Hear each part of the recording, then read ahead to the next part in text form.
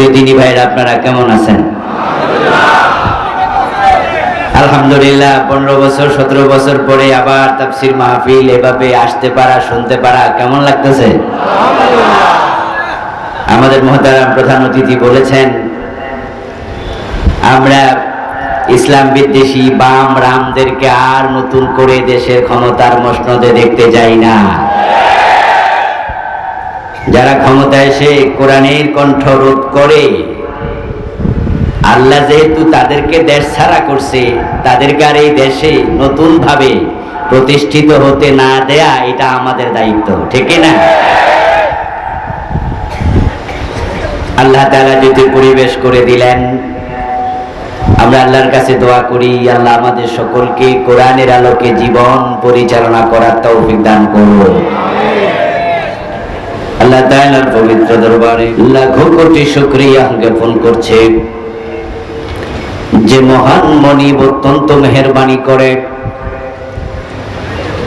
কোরআনের আহ্বানে, কোরআনের এই ময়দানে আমাদের সকলকে উপস্থিত হওয়ার তৌফিক দিলেন। কৃতজ্ঞতা তাকে জানাই যিনি আমাদেরকে সুস্থ রাখলেন। দীর্ঘ 15 বছর পরে নিশ্চিন্তে, নির্বিঘ্নে, দ্বিধাহীন ভাবে, নিঃসংকোচে কোরআনের আলোচনা করার মতো, শোনার মতো পরিবেশ দিলেন। এই সব নেয়ামতের মালিককে। এই জন্য আমরা আলোচনার শুরুতেই মন প্রাণ উজাড় করে অন্তরের সবটুকুন শ্রদ্ধা এবং ভালোবাসা দিয়ে আমাদের মনিব আল্লাহ তাআলাকে শুকরিয়া জানাই, কৃতজ্ঞতা জানাই। সবাই মিলে জোরে জোরে একবার কালিমাতুশ শুকর পড়ি, আলহামদুলিল্লাহ। দুরূদ ও সালাম প্রিয় নবী, বিশ্ব নবী, সাইয়্যিদুল আম্বিয়া, ইমামুনা, কুদওয়াতুনা, হাবিবুনা, উসওয়াতুনা, সানাদুনা, তাবিবু কুলুবিনা, মুহাম্মাদুর রাসূলুল্লাহ সাল্লাল্লাহু আলাইহি ওয়াসাল্লামের প্রতি, সাহাবায়ে কেরাম ও শুহাদায়ে ইজামের আলা ইল্লিয়িন আল্লাহ তাআলার কাছে কামনা করছি, আমিন। প্রিয় ভাইরা, আমি আপনাদের সম্মুখে পবিত্র কোরআন মাজিদ থেকে সূরাতুস সফ এর 8 এবং 9 দুটি আয়াতে কারিমা তেলাওয়াত করেছি। প্রিয় নবীজি সাল্লাল্লাহু আলাইহি ওয়াসাল্লামের পবিত্র মুখ অনুসৃত ছোট ছোট দুইখানা হাদিসে নববী পাঠ করেছি। আল্লাহ তাআলা তৌফিক দান করলে এখান থেকে কিছু কথা বলবো ইনশাআল্লাহ। সূরাতুস সফের 8 নম্বর আয়াতে আল্লাহ তাআলা বলছেন, ইউরিদুনা লিইউতফিউ নূরাল্লাহ, তারা চাইবে আল্লাহর নূরকে মুখের ফুৎকার দিয়ে নিভিয়ে দিতে। ওয়াল্লাহু মুতিম্মু নূরিহি, আর আল্লাহর সিদ্ধান্ত হলো তিনি তার নূরের পূর্ণতা দেবেন। ওয়ালাউ কারিহাল কাফিরুন, আর আল্লাহর নূরের পূর্ণতা যারা কাফের তারা কখনো সহ্য করবে না।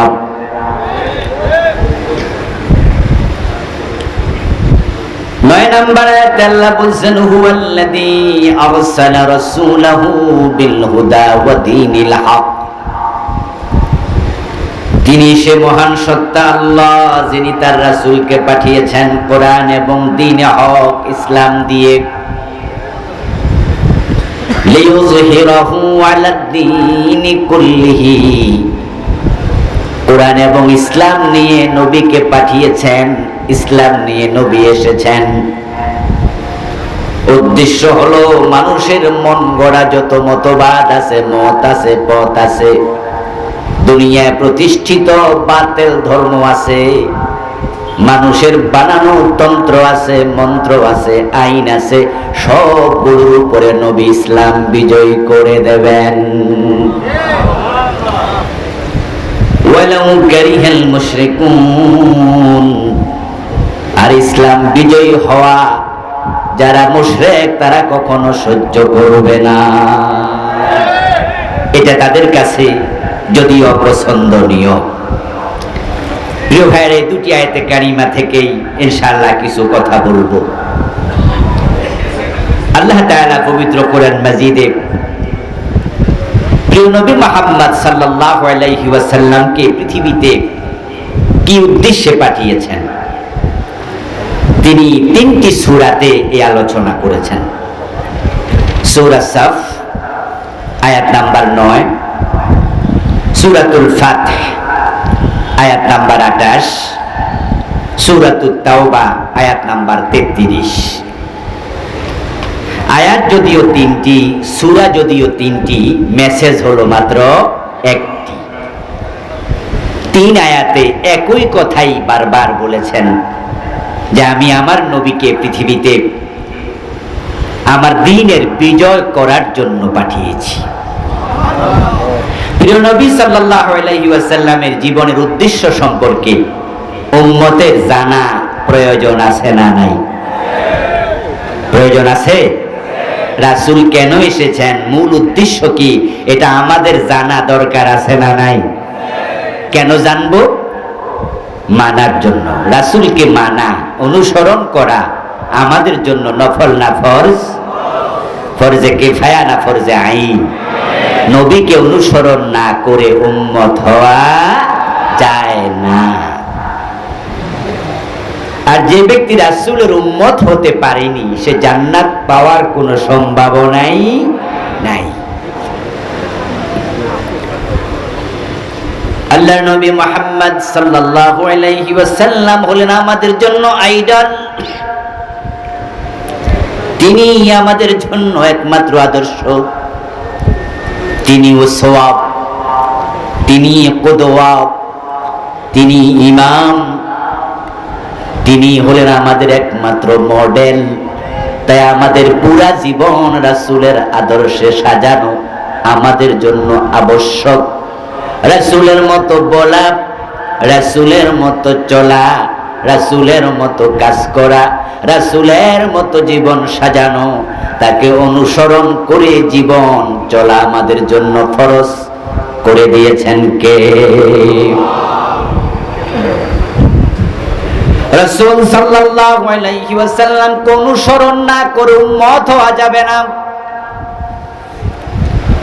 আর রাসূলুল্লাহ সাল্লাল্লাহু আলাইহি ওয়াসাল্লাম কে অনুসরণ না করে যে উম্মতের দাবি করবে সে হলো ভুয়া উম্মত, 2 নাম্বার উম্মত। তাকে আসল উম্মত বলার কোনো সুযোগ নেই। 71 বয়স ছিল 5 বছর, অথচ মুক্তিযোদ্ধা সার্টিফিকেট পাইয়া গেছে। এমন 2 নাম্বার ভুয়া মুক্তিযোদ্ধা বাংলাদেশে আছে না নাই? 71 মায়ের পেটে ছিল, হেও নাকি মুক্তিযোদ্ধা। আমার প্রিয় ভাইরা, এই জাতীয় ভুয়া মুক্তিযোদ্ধারা যখন ধরা পড়ে তখন জাতির সামনে ইজ্জত বাড়ে না কমে? মুক্তিযোদ্ধাদের যে ভাতা তারা নিয়েছে ভুয়া সার্টিফিকেট দিয়ে, রাষ্ট্র যদি ধরে এই ভাতা ফিরিয়ে দিতে তারা বাধ্য থাকবে। শুধু ভাতাই ফিরিয়ে নেবে না, এই অপরাধজনিত কারণে রাষ্ট্র যদি চায় শাস্তি দিতে, রাষ্ট্র শাস্তি দেওয়ার অধিকার এই ভুয়া মুক্তিযোদ্ধাদেরকে রাষ্ট্রের আছে না নাই? ঠিক একইভাবে হাসরের ময়দানে রাসূলুল্লাহকে অনুসরণ করে নাই কিন্তু উম্মতের দাবি করবে। জিজ্ঞাসা করলে বলে আমি মুসলিম, আমি মুমিন, আমার নবী মুহাম্মদুর রাসূলুল্লাহ সাল্লাল্লাহু আলাইহি ওয়াসাল্লাম, অথচ 5 ওয়াক্ত নামাজের 1 ওয়াক্ত পড়ে না এমন মুসলমানের সন্তান বগুড়াতেও আছে না নাই? মদ পান করে, বিড়ি টানে, দাড়ি কামায়, টাকনুর নিচে কাপড় পরে, সুদি লেনদেন করে, ইসলামের পক্ষে তো কথা বলেই না। আমরা যারা ইসলামের পক্ষে কথা বলি আমাদেরকে উল্টা রাজাকার বলে গালি দেয়, শুধু ইসলামের কথা বলার কারণে। এই লোকগুলাকেও জিজ্ঞাসা করলে তারাও বলে আমরা মুসলিম, আমরা নবী মুহাম্মদের উম্মত। তো ভুয়া মুক্তিযোদ্ধা সার্টিফিকেট যদি ধরা খায়, যাচাইয়ের পরে বেজ্জতি হওয়া লাগে, ভাতা ফিরিয়ে দেয়া লাগে, শাস্তির মুখোমুখি হওয়া লাগে। এবার যারা কিয়ামতের দিন ধরা খাবে, রাসূলকে অনুসরণ করে জীবন কাটায় নাই, তারা ভুয়া উম্মতের দাবিদার হিসাবে আখিরাতে আল্লাহর শাস্তির মুখোমুখি হওয়ার সম্ভাবনা আছে না নাই? আমরা আল্লাহর শাস্তির মুখোমুখি হতে চাই না, অথচ উম্মতের দাবিদার।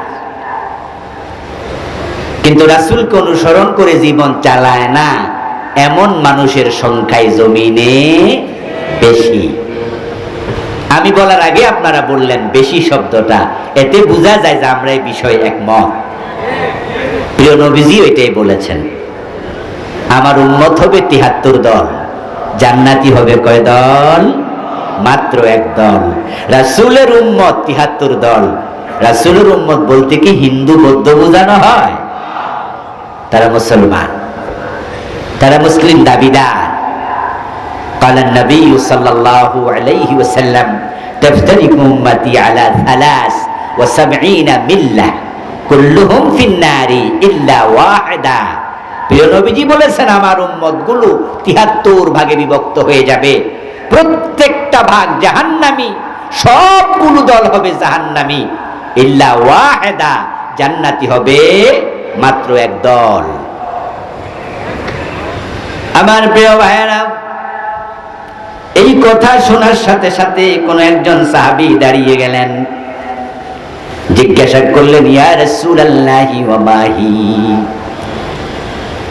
হুজুর আমরা তো উম্মতের দাবি করছি, এখন উম্মতের মাঝে যদি ৭৩ দলের মাঝে ৭২ দল জাহান্নামী হয়, তাহলে তো আমার টেনশন বেড়ে গেল, জান্নাতি হবে মাত্র এক দল। ওয়া মাহি, ও প্রিয় রাসূল, সে জান্নাতি দল আমরা জানতে চাই কোনটা হবে?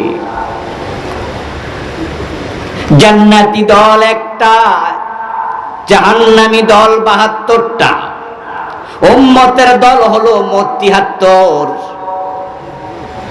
এখন যারা মসজিদের ইমাম আছে কয় আমি কোন দল করি না, বিশ্বায় ভয়া মুরিদ বানায় বলে আমি কোন দল করি না, বিভিন্ন মাদ্রাসার হুজুর আছে, মুহতামিম আছে, প্রিন্সিপাল আছে, বলে আমি কোন দল করি না। অনেক বড় আলেম এলাকায় পরিচিত লোকেরাও জানে উনি কোন দল মল করে না।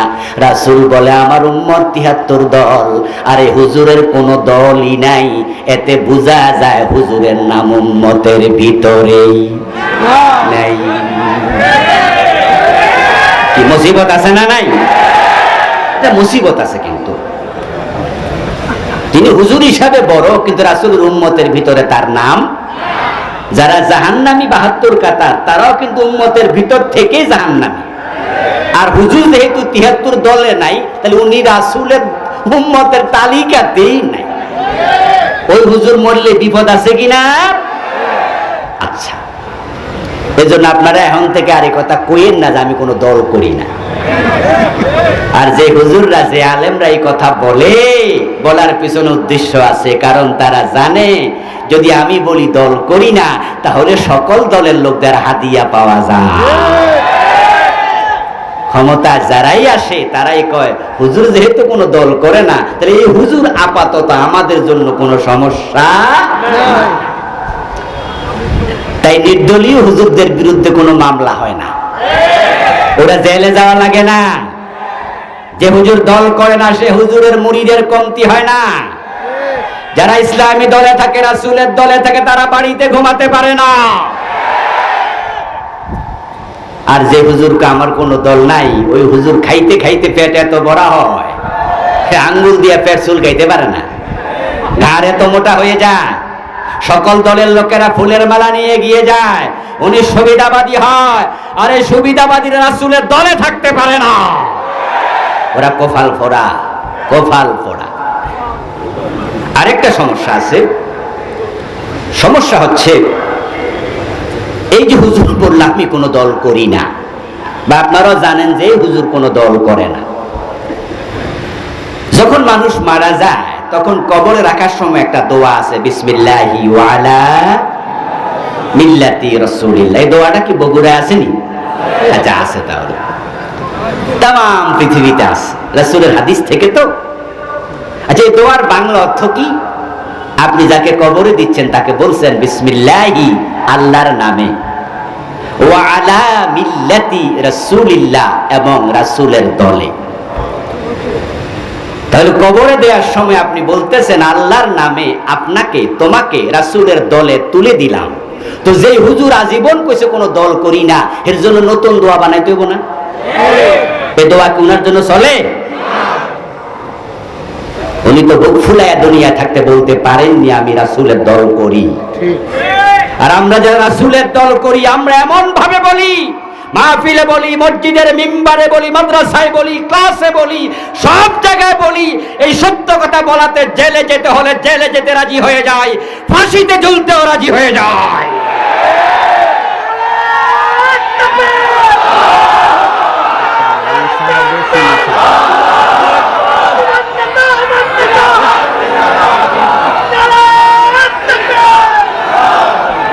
আমার প্রিয় ভাইরা, সাহাবী দাঁড়িয়ে গেলেন, ইয়া রাসূলুল্লাহ ওয়া মাহি, হে রাসূল, একটি দল জান্নাতি, ওই দলটা আমি জানতে চাই। আজকের মাহফিল আপনারা যারা আছেন, জান্নাতি দল চেনা আমাদেরও দরকার আছে না নাই? আমরা তো জান্নাতি দলে যেতে চাই নাকি? ইয়েস। তাহলে ওই প্রশ্নটা শুধু ওই সাহাবীর নাই, প্রশ্নটা আমাদেরও। রাসূলুল্লাহ আজকে বেঁচে থাকলে এই প্রশ্ন আমরাও করতাম, ঠিক না? যে হুজুর ৭৩ দলের মাঝে ৭২ দল জাহান্নামী হবে, এটা তো বড় দুশ্চিন্তার কথা। জান্নাতি দল মাত্র কয়টা? আরে আমার উপায় কি হুজুর? আমিও চিনতে চাই, কারণ আমিও তো জান্নাতে যেতে চাই। আল্লাহর হাবিব বললেন, মা আনা আলাইহি ওয়াসহাবি, ও আমার সাহাবী শোনো, জান্নাতি দল মাত্র একটা, যে মত পথের উপর আমি নবী মুহাম্মদ এবং আমার সাহাবারা প্রতিষ্ঠিত আছি।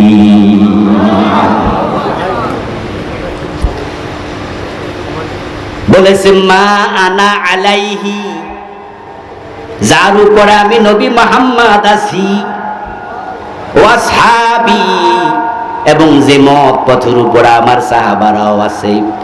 যদি তুমি সেই মত, ওই পথের উপরে প্রতিষ্ঠিত থাকতে পারো, তুমি হব জান্নাতি। জান্নাতি দল তাহলে চিনলেন, যেই মত, যে পথের উপর রাসূল এবং সাহাবারা প্রতিষ্ঠিত। এবার আপনাদের কাছে আমি মেসেজ দিচ্ছি, আমার রাসূল কিসের উপর প্রতিষ্ঠিত শুনুন। কোরআন মাজিদে আল্লাহ তাআলা বলতেছেন, কুল ইন আত্তাবিউ ইল্লা মা ইউহা ইলাইয়া ইন্নী আখাফু ইন আসাইতু রাব্বি আযাব ইয়াউমিন আযীম। হে নবী, আপনি মানুষকে জানায়া দেন, যে ওহী আমার কাছে আসে, ওই ওহীর উপরে আমি নবী প্রতিষ্ঠিত, ওই ওহী মানতে আমি নবীও বাধ্য। আমি নবীর দল জান্নাতি দল, আমার দল ওহীর উপরে প্রতিষ্ঠিত। ওহী হলো কোরআন এবং সুন্নাহর নাম। কোরআনের নাম ওহীয়ে মাতলু, হাদিসের নাম ওহীয়ে গায়রে মাতলু। ইন্নাত্তাবিউ ইল্লা মা ইউহা ইলাইয়া, আমি সেই মত অনুসরণ করি, সেই পথ অনুসরণ করি যা আমার কাছে ওহী হিসাবে আসে। এর বাহিরে আমি নবী যাই না, যাওয়ার কোনো অনুমতি নেই। কেন যাই না শোনো, ইন্নী আখাফু ইন আসাইতু রাব্বি আযাব ইয়াউমিন আযীম। যদি আমি আমার রবের কথার বাহিরে চলে যাই, কিয়ামতের কঠিন ময়দানে আযাবের ভয় আমারও আছে।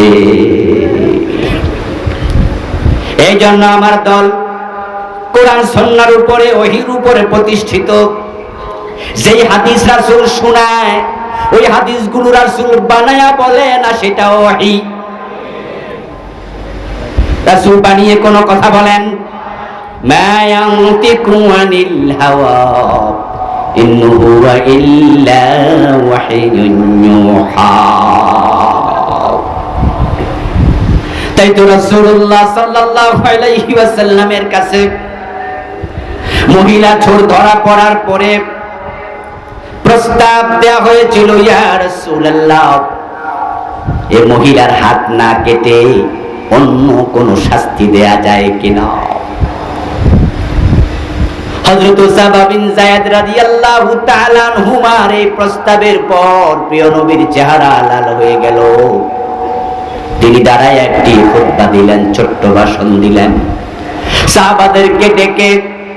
ওই ভাষণে প্রিয় নবীজি বললেন, লাওয়ান্না ফাতিমাতা বিনতা মুহাম্মাদিন সারাকাত ইন্না মুহাম্মাদান লা ইয়াকতাউ ইয়াদাহা।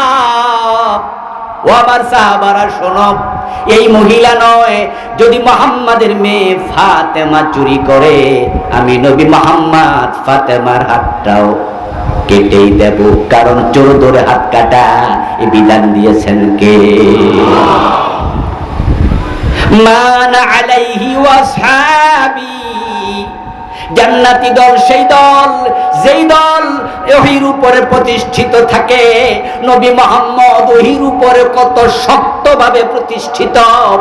তিনি বলছেন, আমার মেয়ে ফাতেমা চুরি করলে তাকে রেহাই দেওয়ার অনুমতি নাই। এবার আপনাদের কাছে আমার প্রশ্ন, যে নবী আমাদের আদর্শ, নবী মুহাম্মদ ছাড়া আর কোন আদর্শ আছে?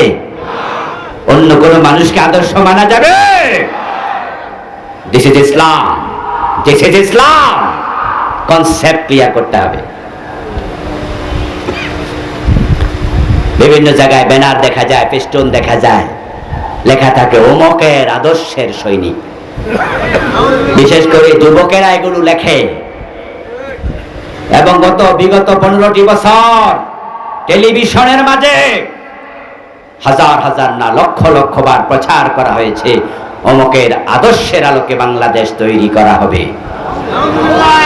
ইভেন স্কুলগুলোতে যখন পিটি করা হতো, অ্যাসেম্বলি হতো, ওই অ্যাসেম্বলিতে পর্যন্ত এইভাবে দুই হাত সামনে নিয়ে ছোট ছোট বাচ্চাদেরকে শেখানো হয়েছে। তারা বলেছে অমুকের আদর্শের আলোকে বাংলাদেশ তৈরি করা হবে। আমরা দ্ব্যর্থহীন ভাবে বলছি, আমরা মুসলমান, আমরা নবী মুহাম্মদ ছাড়া কাউকে আদর্শ মানি না, মানি না, মানতে পারি না।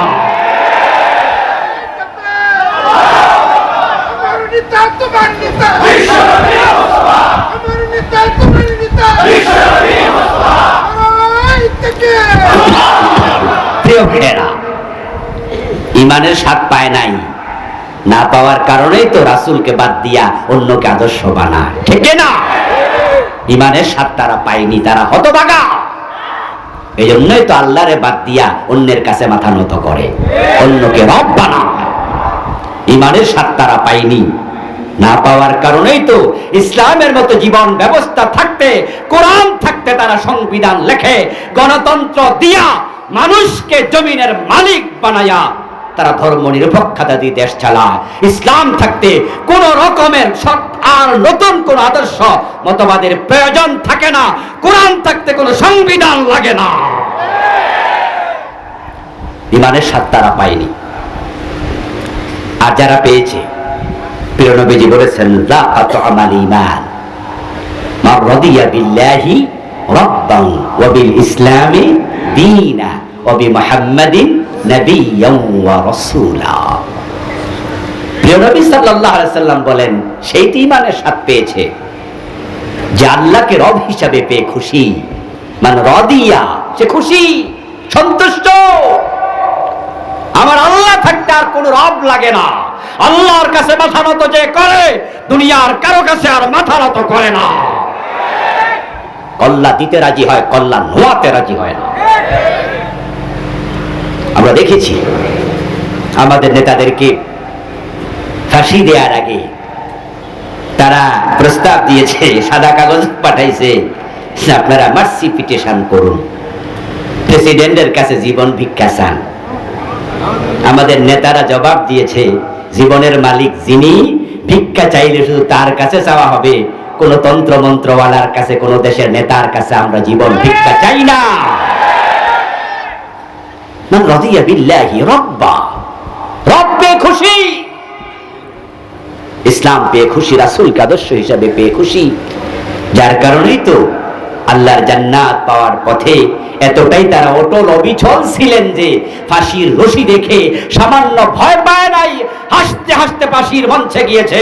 আল্লামা শহীদ আমাদের প্রিয়জন মতিউর রহমান নিজামী রাহিমাহুল্লাহ সন্তানের সাথে শাহাদাতের মঞ্চে যাওয়ার আগে কোন পোশাক পরে যাবে মনে হয় শ্বশুর বাড়ি রওনা দিয়েছে, সে আলোকপাত করেছে।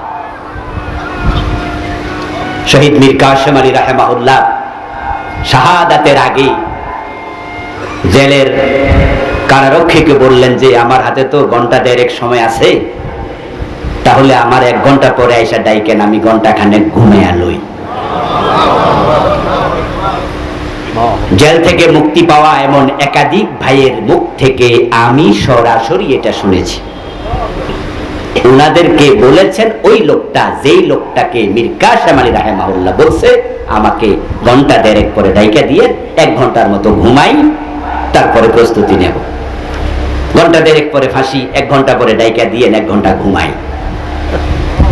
ওই কারারক্ষী বললেন যে আমি কিছুক্ষণ পরে গিয়ে দেখি ঠিকই উনি শুধু ঘুমাচ্ছেন না, উনার নাক ডাকার আওয়াজ শোনা যায়, উনি নাক ডেকে ঘুমাচ্ছেন। ঘন্টা খানেক পরে গিয়ে দেখি উনি নামাজে দাঁড়িয়ে আছে, আমি ডাকা লাগে নাই, এর মাঝে সজাগ হইয়া তিনি নফল নামাজ পড়ছেন। আচ্ছা, আপনাদের বিবেকের কাছে আমার প্রশ্ন, যে লোকটা 1.5 ঘন্টা পরে ফাঁসি হবে, এর ঘুমের ট্যাবলেট খাওয়া হয়তো ঘুম লাগানো যাওয়ার কথা না, ঠিক না? টেনশনই তো স্থির হওয়ার কথা। কিভাবে ঘুম আসে, কিভাবে এটা সম্ভব? ওই যে যাকাত আমালি মানি মাররাদিয়া বিল্লাহি রাব্বা, নবী হাদিসের বাস্তবতা এগুলো। ইমানের স্বাদ পেয়েছে সেই, জান্নাত তাআলাকে রব হিসাবে পেয়ে খুশি। মানুষ যখন মারা যায় তখন সে কার কাছে যায়? মানুষের মৃত্যুর খবর শুনে আমরা বলি ইন্না লিল্লাহি ওয়া ইন্না ইলাইহি রাজিউন। এটা মৃত ব্যক্তির জন্য দোয়া নয়, মৃত ব্যক্তির জন্য দোয়া হলো সালাতুল জানাজা হিয়া দুআউ লিল মাইয়িত। আমরা জানাজার নামাজে দোয়া করি, আল্লাহুম্মা ইগফির লি হাইয়িনা ওয়া মাইয়িতিনা ওয়া শাহিদিনা ওয়া গায়িবিনা, আল্লাহুম্মা ইগফির লাহু ওয়ারহামহু ওয়াফু আনহু ওয়াফিহি ওয়াফু আনহু ওয়াকরিম নুজুলাহু ওয়াসসি মুদখালাহু ওয়াদখিলহুল জান্নাহ। এই দোয়া আমরা করি জানাজার নামাজে দাঁড়ায়া। তাহলে মৃত্যুর খবর শোনার সাথে সাথে যেটা পড়লাম সেটা কি? সেটা হলো আত্মস্বীকৃতি। আপনি বললেন ইন্না লিল্লাহ, আমরা সবাই আল্লাহর জন্য, ওয়া ইন্না ইলাইহি রাজিউন, আমরা সবাই তার কাছে ফিরে যাব। শহীদ মীর কাসেম আলী জানেন কিছুক্ষণ পর আমার ফাঁসি, আমার দিদার হবে আকাশের মালিক, আরশের মালিক, আমার প্রেমিক, আমার আল্লাহর সাথে। টেনশন কি? তাই নাক ডেকে ঘুমাতে পারে। আর যেই অভিযোগ উনাকে ফাঁসি দেয়া হলো, ওই অভিযোগগুলো মিথ্যা। দুনিয়ার কেউ যদি নাও জানে, যাকে ফাঁসি দেয়া হয়েছে সে তো জানে যে এর সাথে আমার কোনো সম্পর্ক নাই।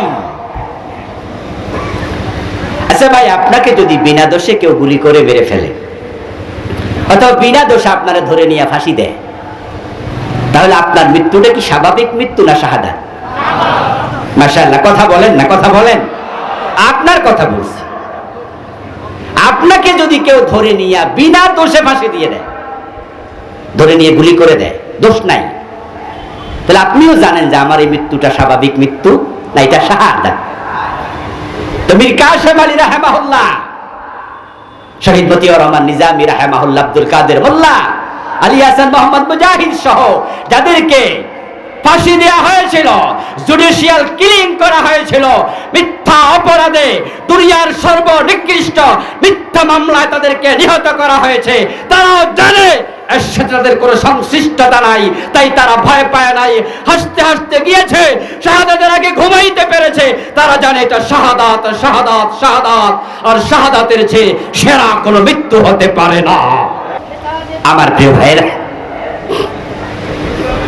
প্রিয় নবী সাল্লাল্লাহু আলাইহি সাল্লাম বলেন, আমি যার উপর প্রতিষ্ঠিত তারাই জান্নাতি। সাথে যোগ করলেন আমার সাহাবারা। এবার একটু আমরা আসি এদিকে। আমাদের আমল, আমাদের চিন্তা, আমাদের ঈমান এর সাথে সাহাবীদের মিল দরকার আছে না নাই? ইয়েস। সাহাবায়ে কেরামকে আমরা অনুকরণীয়, অনুসরণীয় বলে থাকি। আমরা তাদের থেকে ইসলাম শিখি, তাদের থেকে ইসলাম শিখতে বলি। এই জন্যই তো ফারুকে আজম ওমর যেভাবে দেশ চালাইছে, ইসলাম দিয়ে সেভাবে দেশ চালানোর জন্য আমরা পাগল পাড়া হয়ে আছি। সে কথা আমরা বলছি। আমার প্রিয় ভাইরা, এবার আসুন আবু বকরের দিকে একটু তাকান। তিনি ক্ষমতা আসলেন, একদল লোক যাকাত দিতে অস্বীকার করলো। আবু বকর সাথে সাথে বললেন, খালিদ বিন ওয়ালিদ কোথায়? তলোয়ারের শান দাও, তাদের বিরুদ্ধে যুদ্ধ হবে যারা যাকাত দেবে না। এই কথা শুনে হযরত ওমর দৌড় মারলেন। ওমর এসে বললেন, আবু বকর, খলিফাতুর রাসূলুল্লাহ সাল্লাল্লাহু আলাইহি ওয়াসাল্লাম, আপনি কাদের বিরুদ্ধে যুদ্ধের ঘোষণা দিলেন? এই লোকগুলো তো 5 ওয়াক্ত নামাজ পড়ে।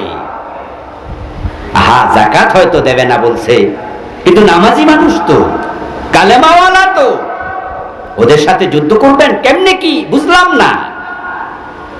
আবু বকর সাথে সাথে বললেন, লাউ কাতিলান্না মান ফাররাকা বাইনাস সালাতি ওয়াজ যাকাত, যারা নামাজ পড়তে রাজি, যাকাত দিতে রাজি নাই, আল্লাহর বিধানের মাঝখানে পার্টিশন তৈরি করে, আবু বকর তাদের সাথে যুদ্ধ করবে। ওমর, এ বিষয়ে আপনার পরামর্শ আমি শুনবো না। সাথে সাথে যোগ করলেন। আবু বকর এবার বলছেন, শুনুন, লাউ মানাউনি ইকালান কানু ইউদ্দুনাহু ইলা রাসূলিল্লাহি সাল্লাল্লাহু আলাইহি ওয়াসাল্লাম লাকাতালতুহুম আলা মানঈ। শুনুন ওমর, আমি যুদ্ধ করব তাদের সাথে, খবর তারা যদি শুনে ভয় পেয়ে যায়, তারা সিদ্ধান্ত পরিবর্তন করে আমার কাছে মেসেজ পাঠায়, আবু বকর আপনি আমাদের সাথে যুদ্ধ করবেন না। ঠিক আছে, ঠিক আছে, আমরা যাকাত দিতে রাজি, তবে যাকাতের উট দেব কিন্তু রশি দেব না, যাকাতের গরু দেব কিন্তু রশি দেব না।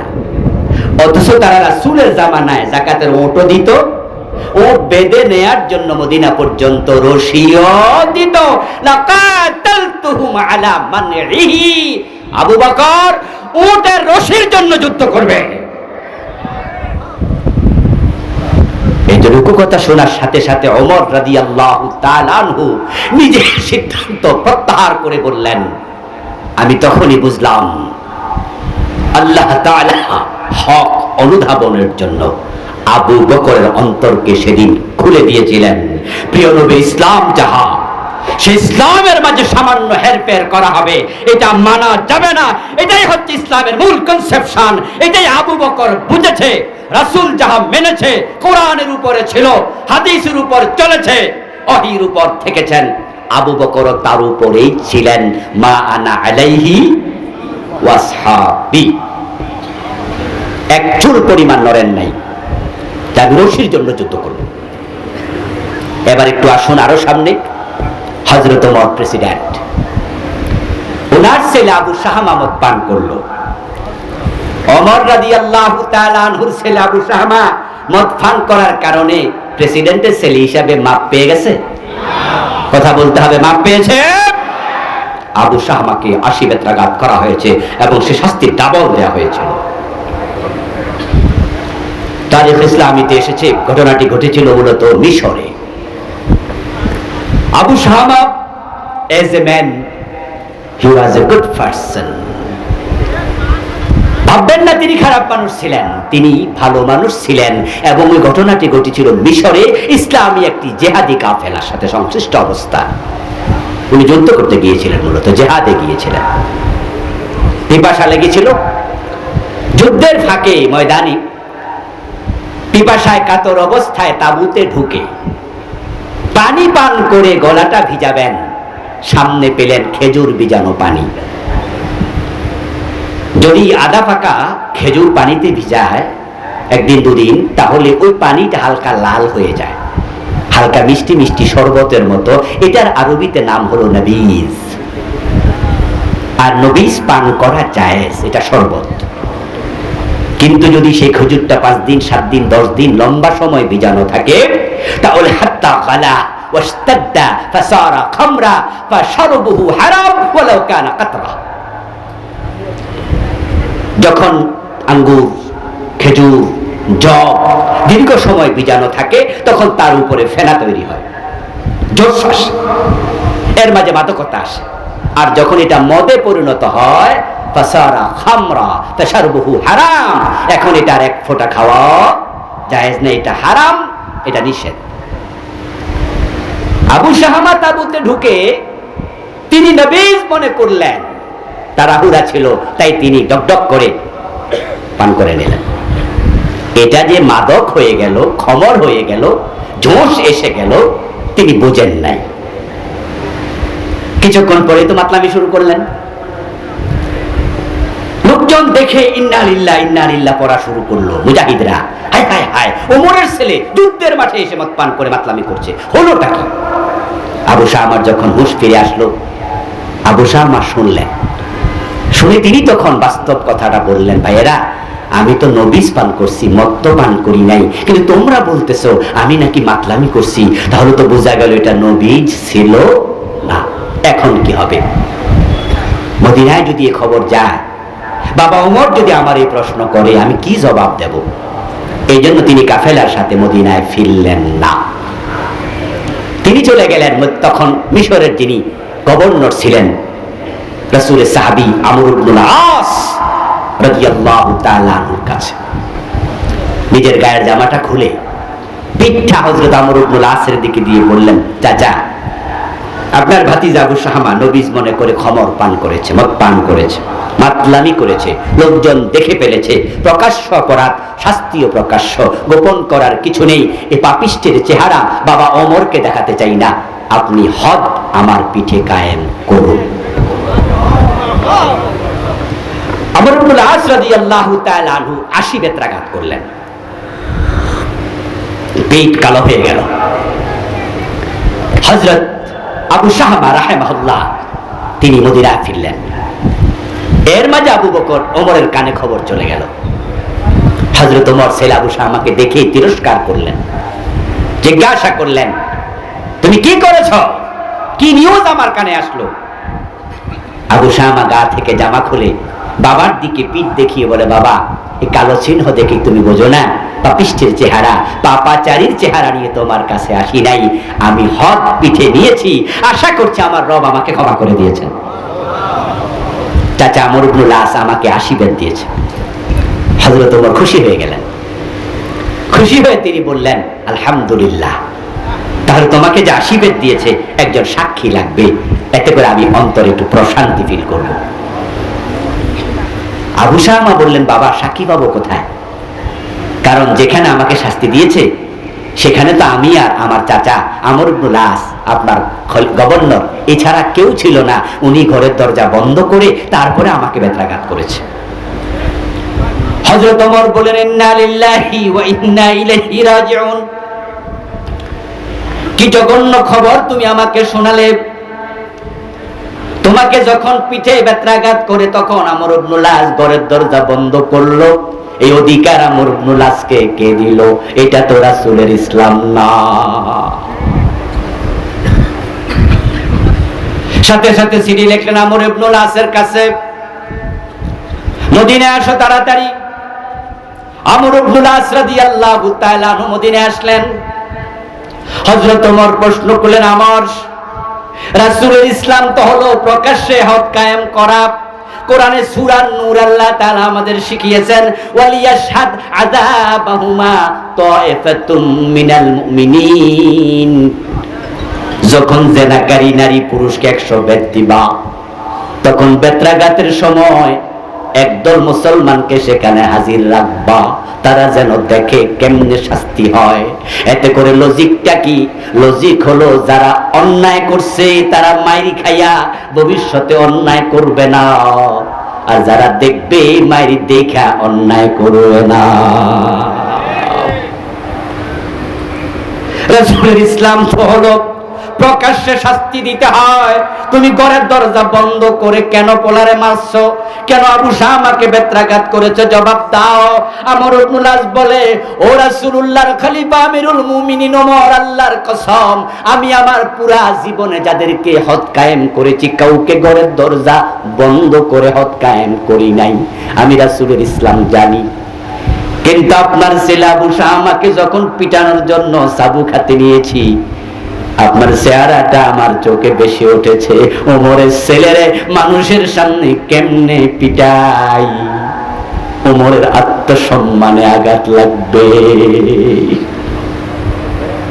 আপনি তো রাষ্ট্রের খলিফা, আপনার মতো এই জাতীয় জলিল কদর সাহাবী, আপনার ছেলেরা মানুষের সামনে কেমনে আঘাত করি?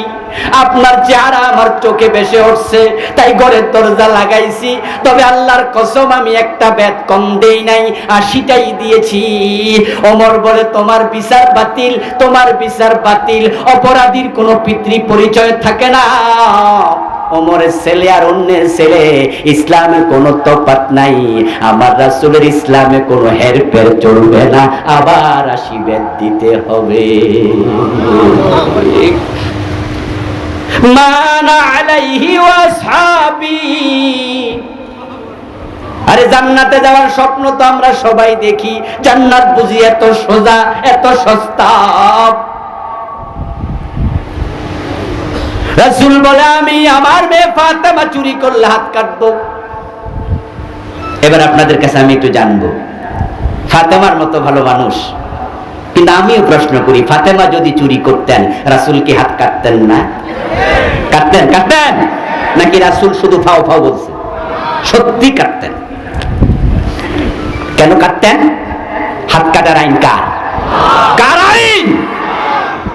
53 বছরের বাংলাদেশে চুরি আছে না নাই? হাত কাটছেন কয়দিন? রাসূলের ইসলাম কই? রাসূল যদি আমাদের আদর্শ হতো, 53 বছর এই ধর্ম নিরপেক্ষ সংবিধান দিয়ে বাংলাদেশ সরার কথা ছিল না। আল্লাহর কোরআনের আইন কবে তো কায়েম হয়ে যাওয়ার কথা। রাসূলকে আমরা আদর্শ কয়জনে মেনেছি? আবু বকর সিদ্দিক বলেন, আমি ওটের রশির জন্য জিহাদ করব। আর বাংলাদেশে যাকাত ব্যবস্থা চালু আছে তো? রাষ্ট্রীয়ভাবে চালু আছে। আবু বকর সিদ্দিক রশির জন্য জিহাদ করবে, আর আমাদের 53 বছরে যাকাত নামক অর্থ ব্যবস্থা নাই। আর আমরা হুজুররাও নাকে তেল দিয়ে ঘুমাচ্ছি।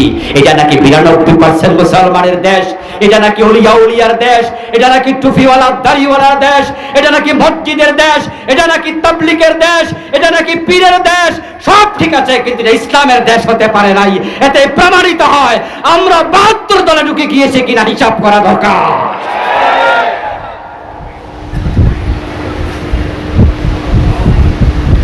আবার 80 বেত দেওয়া হলো। আবু শাহমা দারুণ অসুস্থ হয়ে গেলেন। কোন কোন ঐতিহাসিক বলেন তিনি 15 দিন পরে ইন্তেকাল করেছেন, দ্বিতীয়বার শাস্তি দেয়ার। কোন কোন মুআররিখ বলেছেন যে না, তিনি 6 মাস পরে ইন্তেকাল করেছেন নতুন অসুস্থতায়। এর মাঝামাঝি কথা বলেছেন এমন তারিখবিদও আছেন।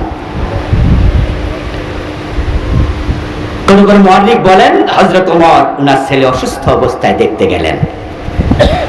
আবু শাহমার কপালে চুমু খেয়ে বললেন, কাইফা আনতা ইয়া বুনাইয়া, হে কলিজার টুকরা, কেমন আছো?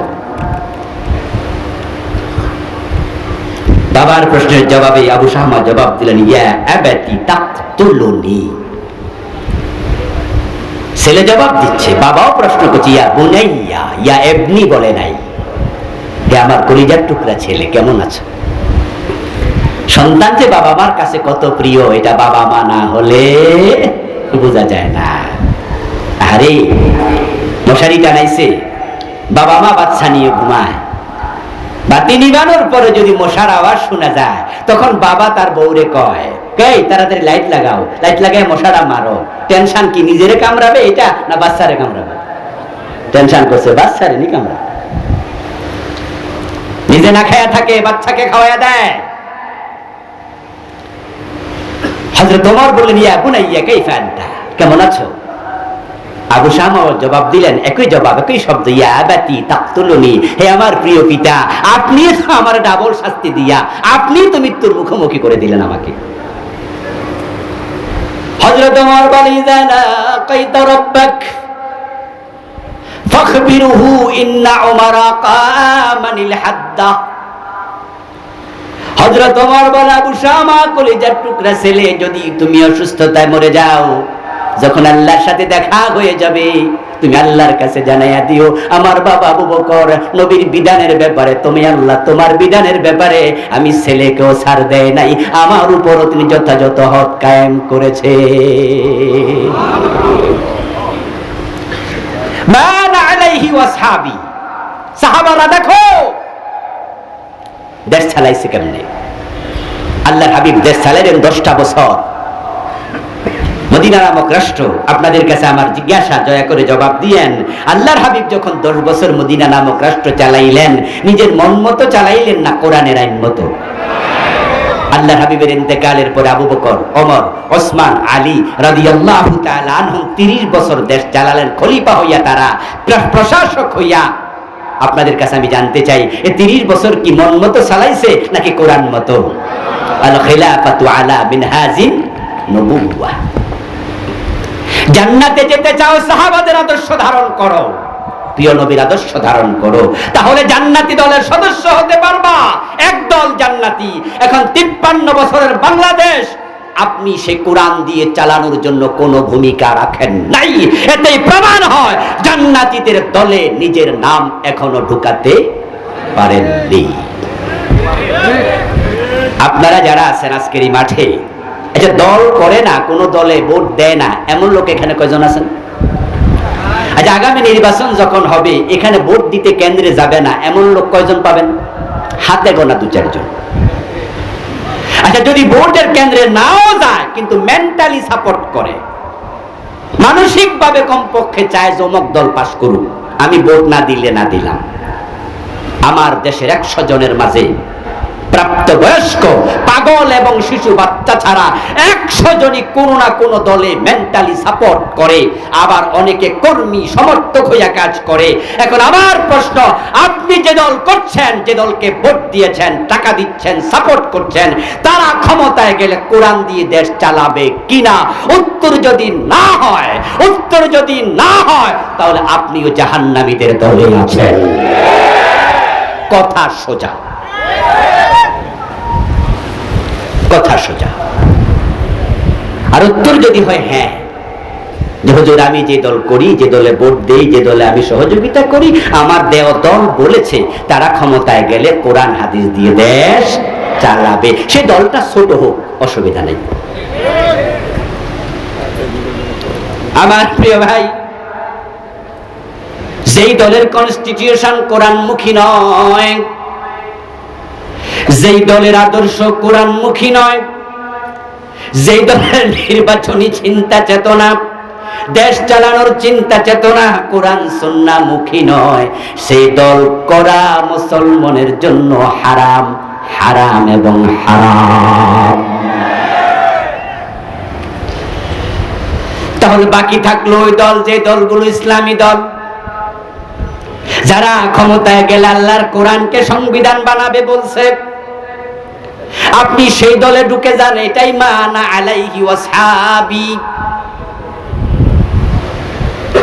সেই দল ক্ষমতায় গেলে আপনি যদি দেখেন এই দল ক্ষমতায় যায় ইসলাম কায়েম করে নাই, তাহলে সেই দল তরক করতে হবে, তালাক দিতে হবে, আবার নতুন ইসলামী দলে ঢুকতে হবে। এবার অনেকে আছেন বলে, হুজুর ইসলাম তো ক্ষমতায় যাক, আমরাও চাই, তবে হুজুর এত দল এজন্যই তো আমি ওই দলে আর যাই না। ওসিলা দেখাইয়া তারা দুনিয়াবাদী দলের মাঝে ঢোকে। ও দোস্ত, মসজিদ এলাকায় বেশি, তাই বলো কোন মসজিদে যামু, হুজুর এত মসজিদ তাই মন্দিরে গেছি, এটা বলার সুযোগ আছে নাকি?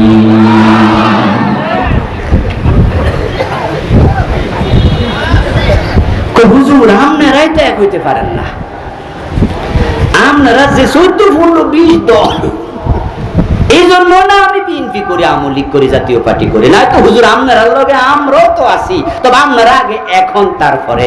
ও দোস্ত, আপনার বাবা আপনারে বললো যে বাজান আমার জন্য একটা লুঙ্গি নিয়ে আসো, তো আপনি বাজারে যাই একটা শাড়ি কিনে লাইছেন, কিনা বাবার হাতে দিলেন। বাবা জিজ্ঞাসা করলো, কিরে তোরে কইছি লুঙ্গি আনতে, তুই যে শাড়ি আনছ। আপনি জবাব দিলেন, বাবা দোকানে যাইয়া দেখি লুঙ্গি দোকান 5-7টা, এটাও লুঙ্গি দোকান, ওইটাও লুঙ্গি দোকান, ওইটাও লুঙ্গি দোকান, এই জন্য ভাবলাম যে এত লুঙ্গি দোকান কে, তা শাড়ি কিনা লেছি। উত্তর হইল, লুঙ্গি দোকান বেশি হওয়াতে আপনার অসুবিধা ছিল না সুবিধা বেশি? এতে করে আপনি দামও কম পাইতেন, একটু যাই দেখে শুনে কিনতে পারতেন, রং মং দেখা, দরদার যাচাই করা, আপনার জন্য সুযোগ সুবিধা বেশি ছিল। মসজিদ বেশি হওয়ার কারণে আপনার মসজিদে গিয়ে নামাজ পড়া সহজ ছিল, কিন্তু মসজিদ বেশি মন্দিরে ঢুকেছেন, লুঙ্গি দোকান বেশি শাড়ি কিনেছেন। এই যুক্তি যেমন চলে না, হুজুররা এখন ইসলামী দল করবে, এই যুক্তি দিয়ে জান্নাতে যাওয়া যাবে না, এই যুক্তি আল্লাহর কাছে চলবে না।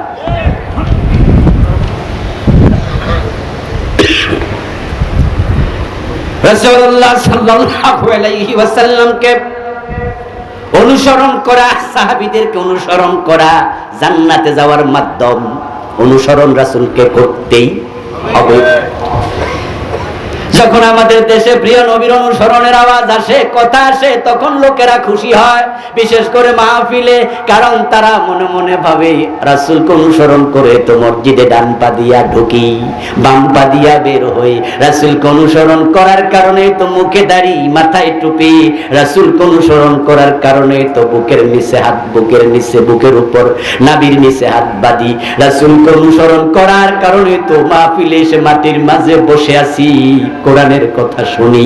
তাহলে জান্নাতি দলে তো আমিও আছি, রাসূলের সাথে জান্নাতে যাওয়ার সুযোগ আমারও আছে। আত্মবিশ্বাস তৈরি হয়, এটা ভালো, এটা ভালো। কারণ রাসূলকে যারা অনুসরণ করবে, রাসূল নিজেই বলেছেন তারা জান্নাতে আমার সাথে যাবে। ক্বালান নবী সাল্লাল্লাহু আলাইহি ওয়াসাল্লাম, মান আহাব্বা সুন্নতি ফাকাদ আহাব্বানি ওয়া মান আহাব্বানি কানা মাই ফিল জান্নাহ। প্রিয় নবীজি সাল্লাল্লাহু আলাইহি ওয়াসাল্লাম বলেন যে আমি নবীর সুন্নাতকে ভালো মানে, কিন্তু আদালতে মামলার রায় দিতে গিয়া আমার দেশের জজ ম্যাজিস্ট্রেট নবীর আলোকে রায় দেয় না। আমরা মসজিদে ডান পা দিয়ে ঢুকি, বাম পা দিয়ে বের হই, নবী মেনে নামাজ শুরু করি আল্লাহু আকবার দিয়ে, রাসূলকে অনুসরণ করে সালাম ফিরাইয়া নামাজের শেষ করি। কিন্তু সেই আমরা মসজিদে গেলে যেমন কোরআন সুন্নাহ মানি, এমপি হইয়া সংসদে ঢুকলে সে কোরআন সুন্নাহর আলোকে দেশ চালাই না। আদালতে হাকিম হয়ে বসলে মসজিদে যেভাবে মেনেছি নবী রাসূল এবং আল্লাহর বিধান, আদালতের চেয়ারে গেলে আর মনে থাকে না। তাহলে আমরা পুরা জীবনে সুন্নাহ মানলাম না অর্ধেক? আর কান খুলে শোনো, সুবিধাবাদ জিন্দাবাদে মুমিন হওয়া যায় না। আপনাদের বগুড়া জজকোটের জজ সাহেব নামাজ পড়তে গেল, জোহরের নামাজ পড়লো। ইমাম সাহেব 2 রাকাত পড়ার পরে উনি আত্তাহিয়াতু পড়তে বসবেন, এটা ভুলে গেছেন। ভুলে উনি আল্লাহু আকবার বলে দাঁড়াতে শুরু করছে। আত্তাহিয়াতু পড়ার জন্য প্রথম বৈঠকে বসা এটা ওয়াজিব। এই মাসআলা ভালো করে জজ সাহেব জানে, মুসল্লিরাও জানে, সবাই দিছে লোকমা, জজ সাহেবও লোকমা দিছে। ইমাম সাহেব লোকমা পাইয়া সংশোধন হলেন, না দাঁড়াইয়া বসে গেলেন। আত্তাহিয়াতু পড়ে আরো 2 রাকাত শেষ করে যথারীতি সালাম দিয়া সাউ সিজদা মাজদা দিয়া তিনি নামাজ শেষ করলেন। এবার জজ সাহেব যে আদালতের চেয়ারে বসে এখন মামলার রায় দেবে। চোর ধরা পড়ছে, সাক্ষী মুক্ষী সব শেষ, আজকে রায় ঘোষণা হলো। রায় ঘোষণার সময় জজ সাহেব চোর ধরে হাত কাটার রায় দেয় নাকি চোর ধরে জেলে দেয়? কোন রায়টা দেয়? চোর ধরে হাত কাটার রায় দেয়া ওয়াজিব না ফরজ? ইমাম সাহেব যে ভুল করছিল ওইটা কি ফরজ না ওয়াজিব?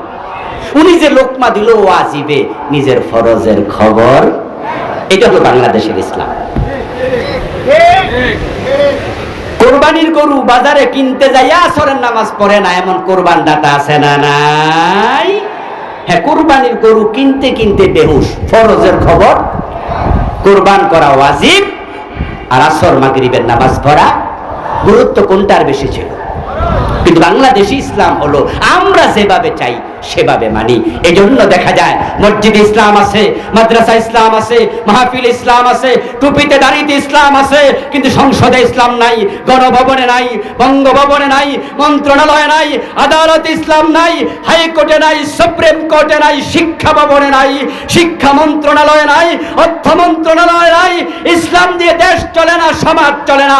মসজিদ মাদ্রাসার ইসলামের নাম শুধু ইসলাম না, ইসলাম কমপ্লিট কোড অফ লাইফ, পুরা জীবন ইসলাম চলতে হবে।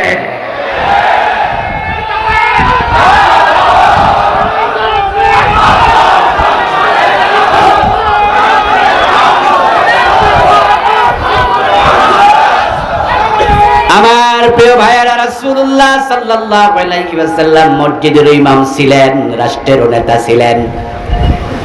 উনি মসজিদ চালাইছে যে আল্লাহর আইনে, রাষ্ট্র চালাইছে সে আল্লাহর আইনে। 53 বছর বাংলাদেশ মসজিদ চলে আল্লাহর আইনে, এটা ঠিক, কিন্তু সমাজ চলে ডক্টর কামাল মিয়ার লিখিত সংবিধানের আইনে। আমাদের দেশের সংবিধান আমাদেরকে মুশরিক বানায় ছেড়ে দিচ্ছে, যেটা আমাদের প্রধান বক্তা বলেছেন, চমৎকার কথা তিনি বলেছেন।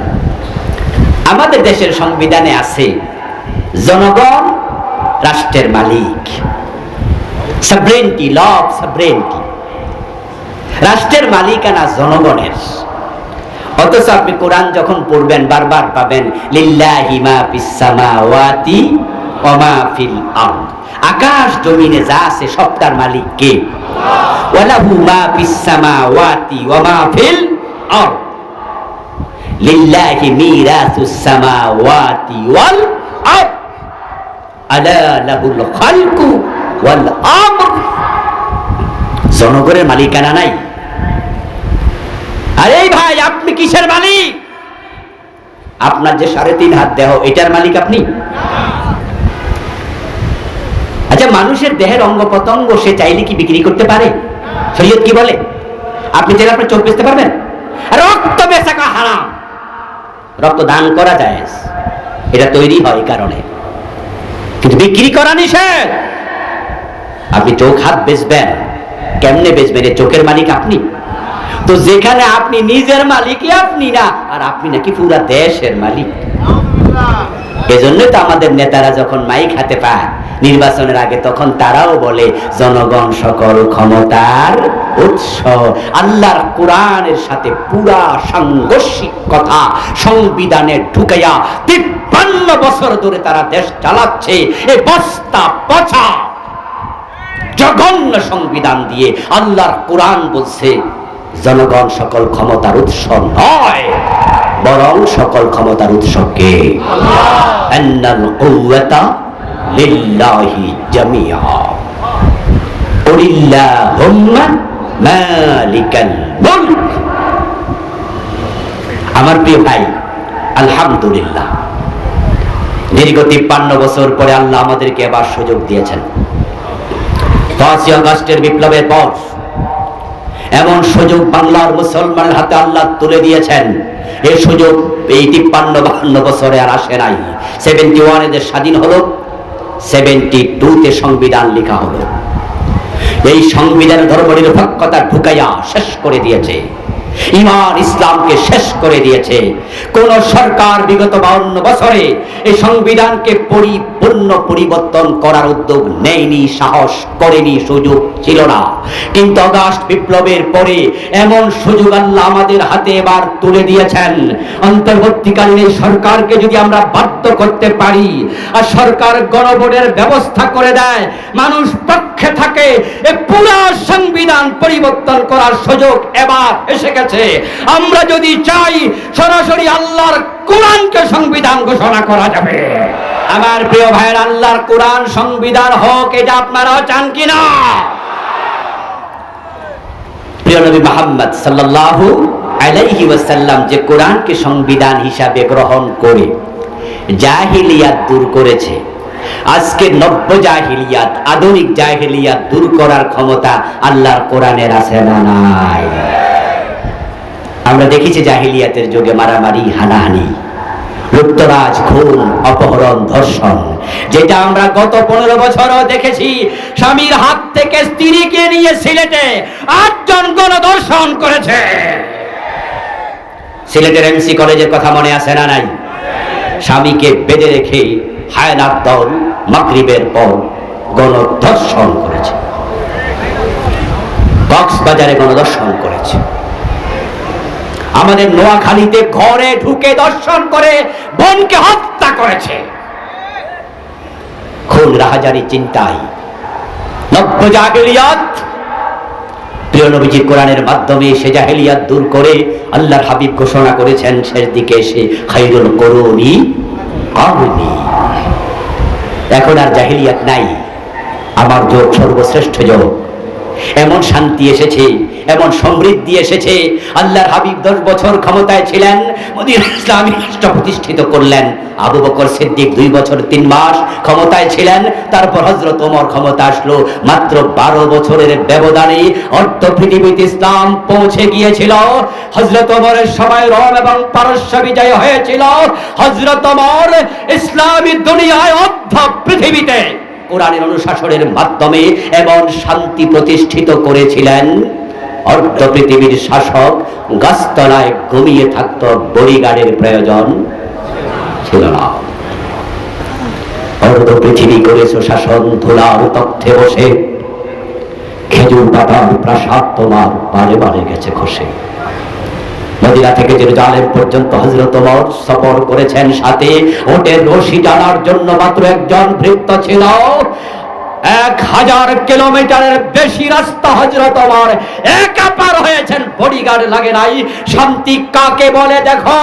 আল্লাহর কোরআন যদি বাংলাদেশে কায়েম হয়ে যায়, সে শান্তির পলকুধারা বাংলার পরতে পরতে সমাজের প্রতিটি সেক্টরে আবার কায়েম হবে, অশান্তি চিরতরে নির্মূল হবে ইনশাআল্লাহ।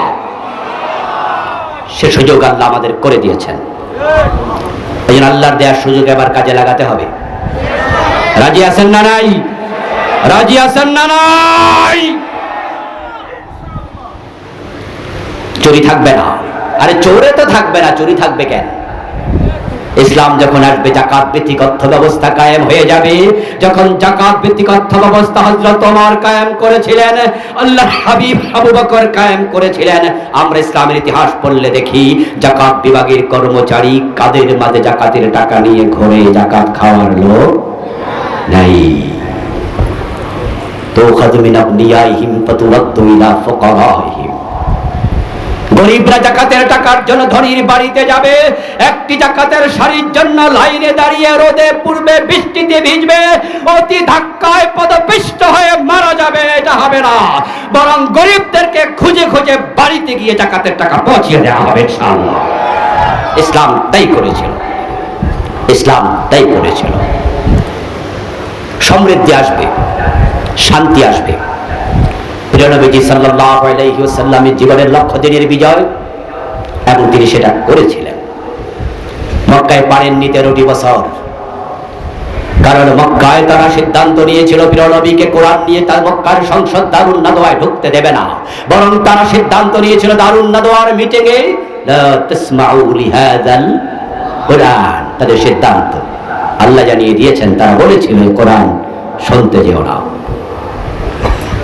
সিদ্ধান্ত এখানে শেষ নয়, ওয়াল গাউ ফীহি লাআল্লাকুম তাগলিবুন। সিদ্ধান্তের দ্বিতীয় অংশ হলো কোরআন তো শুনতে যাবেই না, বরং কোরআনের তেলাওয়াত যেখানে হবে, আলোচনা যেখানে হবে, সেখানে গন্ডগোল বাঁধাইয়া দেবে। আবু জেহেলরা যে সিদ্ধান্ত নিয়েছিল, তাদের যে চরিত্র ছিল, গত 15 বছরে আমরা দেখেছি এই সরকার পতিত স্বৈরাচার, তাদের চরিত্রের সাথে আবু জেহেলদের বড় মিল পাওয়া যায়। এই মাঠেও কি খোলা ময়দানে এইভাবে আজকের মতো গত 15 বছরে তাফসীর মাহফিল করা গেছে? এই জাতীয় বক্তাদেরকে আনতে পারছেন? এই জাতীয় নেতারা কি মাঠে এইভাবে বসার কোনো পরিবেশ ছিল? বরং আমরা দেখেছি গত 15 বছরের তাফসীর মাহফিল, ওয়াজ মাহফিল যেখানে হতো, সেখানে অনুমতি ছাড়া হতে দিত না। বরং তারা কি করত? টিউনুর কাছে যাও, ডিসির কাছে যাও, ওসির কাছে যাও, এসপির কাছে যাও, নেতার কাছে যাও। এমন নেতাকে সভাপতি বানাতে হতো যে নেতা সূরা ফাতিহা বিশুদ্ধভাবে তেলাওয়াত করতে পারে না। কিন্তু আল্লাহর শুকরিয়া, এখন খোলা ময়দানে নিশ্চিন্তে কোরআনের কথা বলা যায়। আবু জেহেলরা যেভাবে পরাজিত হয়েছে, নতুন আবু জেহেলদেরকে আল্লাহ সেভাবে পরাজিত করে দিয়েছে।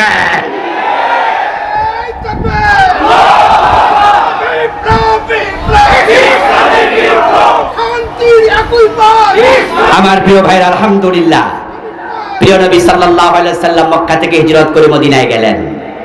যাওয়ার পথে দোয়া করলেন, ওয়াজআলনি মিন লাদুনকা সুলতানান নাসির, আল্লাহ তুমি সাহায্য করো রাষ্ট্র শক্তি দিয়ে। আল্লাহর নবী যদি রাষ্ট্র শক্তি দিয়ে ইসলামী রাষ্ট্রের জন্য আল্লাহর কাছে দোয়া করতে পারেন, বাংলাদেশ ইসলামী রাষ্ট্র কায়েমের জন্য আমাদেরও দোয়া করা দরকার আছে না নাই? দোয়া তো করেই না, বরং যারা ইসলামী রাষ্ট্র চায় ওরারে উল্টা বদদোয়া দেয়, ওরারে টিটকারি করে। হুজুর মানুষ আবার কিসের রাজনীতি, হুজুররা আবার কিসের ক্ষমতা? অথচ আমার নবী নিজে আল্লাহর কাছে ক্ষমতা চায়, এবং সেটা কোরআন মাজিদের আয়াত। ইসলামী রাষ্ট্র রাসূল মদিনায় প্রতিষ্ঠিত করলেন, জীবনের লক্ষ্য পূর্ণ করলেন। এখন রাসূলের সাথে জান্নাতে যেতে হলে রাসূলের জীবনের লক্ষ্য দ্বীনের বিজয়। আমাদের জীবনের লক্ষ্যটাকে দ্বীনের বিজয় কেন্দ্রিক করা দরকার আছে না নাই? আল্লাহ তাআলা আমাদের সকলকে তার দ্বীন বিজয়ের জন্য প্রিয় নবীর জীবনের লক্ষ্যের সাথে জীবনের লক্ষ্য বানিয়ে বাংলার এই ভূখণ্ডে আল্লাহর কোরআনের রাজ প্রতিষ্ঠা করার জন্য হিম্মত নিয়ে, সাহস নিয়ে সামনে ভূমিকা রাখার তৌফিক দান করুন, বলি আমিন। হাদা মা ইনদি ওয়াল ইলমু ইনদাল্লাহ আলাইহি তাওয়াক্কালতু ওয়া ইলাইহি উনীব। আল্লাহ হাফেজ। আল্লাহুম্মা সাল্লি আলা মুহাম্মাদিন ওয়া আলা আলি মুহাম্মাদ كما صليت على إبراهيم وعلى آل إبراهيم إنك حميد مجيد. الحمد لله رب العالمين، والصلاة والسلام على نبينا محمد وآله وأصحابه أجمعين. ربنا ظلمنا أنفسنا وإن لم تغفر لنا وترحمنا لنكونن من الخاسرين. ربنا آتنا في الدنيا حسنة وفي الآخرة حسنة وقنا عذاب النار. رب ارحمهما كما ربياني صغيرا. আয় রব্বাল আলামিন, 3 দিন ব্যাপী তাফসীর মাহফিল তুমি কবুল করে নাও। এই সিরাতুন নবী মাহফিলে আমরা যারা এসেছি আমাদের জীবনের গুনাহগুলো মাফ করে দাও। আমাদের সালাম তোমার বন্ধুর কবর মোবারক মদিনা মুনাওয়ারায় পৌঁছায়া দাও। হে আল্লাহ, আমাদের কারো মা নাই, কারো বাবা নাই, দাদা দাদি, নানা নানি, আপনজন প্রিয়জন কবরে মেহেরবানি করে সবার কবরকে জান্নাতের টুকরা বানায়া দাও। সবার জীবনের সবগুলা গুনাহ মাফ করে দাও। আল্লাহ, আজকের মাহফিলের সম্মানিত সভাপতি হুজুরের নেক হায়াত দারাজ করে দাও। আল্লাহ, প্রধান অতিথি, বিশেষ অতিথিবৃন্দ, আমরা যারা মাহফিলে আসলাম, শ্রোতা বক্তা, সবাইকে দ্বীনের জন্য কবুল করে নাও। হে আল্লাহ, 3 দিন ব্যাপী সিরাত মাহফিলকে আমাদের হেদায়েতের উসিলা বানায়া দাও। আল্লাহ, যে হক কথাগুলো বলা হলো, বলা হবে, আমল করার তৌফিক দাও। আগামীকালকার মাহফিলে আল্লাহ প্রিয় ভাই অধ্যাপক নুরুল আমিন হাফেজাহুল্লাহ আসবেন। পরের দিন আল্লামা তারেক মনোয়ার ভাই আসবেন, ফখরুদ্দিন ভাই আসবেন, আরো অনেক বক্তারা আসবেন। আল্লাহ, আগামীকালকার মাহফিলে আমার প্রিয় ভাই কারি আব্দুল্লাহ আমিন হাজির হবেন। সকলকে উত্তমভাবে সুস্থতার সাথে আসার তৌফিক দিয়ে দাও। এই মাহফিলখানাকে এলাকাবাসীর জন্য নাজাতের ওসিলা বানায়া দাও। হে আল্লাহ, আমাদের সকলকে কোরআনের কর্মী হয়ে বাংলার জমিনে দ্বীনের রাজ কায়েম করার জন্য ভূমিকা রাখার তৌফিক দিয়ে দাও। এই মাহফিলের জন্য যারা টাকা দিলেন, পয়সা দিলেন, বুদ্ধি দিলেন, পরামর্শ দিলেন, সবার সব খেদমত কবুল করে নাও। হে আল্লাহ, আমাদের সকলের মনের ন্যাক আশাগুলো পূর্ণ করে দাও। যার যে বিপদ আছে দূর করে দাও। আমরা যারা অসুস্থ আছি দয়া করে সকলকে সুস্থতার নিয়ামত দিয়ে দাও। সাল্লি ওয়া সাল্লিম ওয়া বারিক আলা নবিয়িনা মুহাম্মাদিন ওয়া আলিহি ওয়া আসহাবিহি আজমাইন। সুবহানা রাব্বিকা রাব্বিল ইজ্জাতি আম্মা ইয়াসিফুন ওয়া সালামুন আলাল মুরসালিন ওয়ালহামদুলিল্লাহি রাব্বিল আলামিন। আসসালামু আলাইকুম ওয়া রাহমাতুল্লাহ।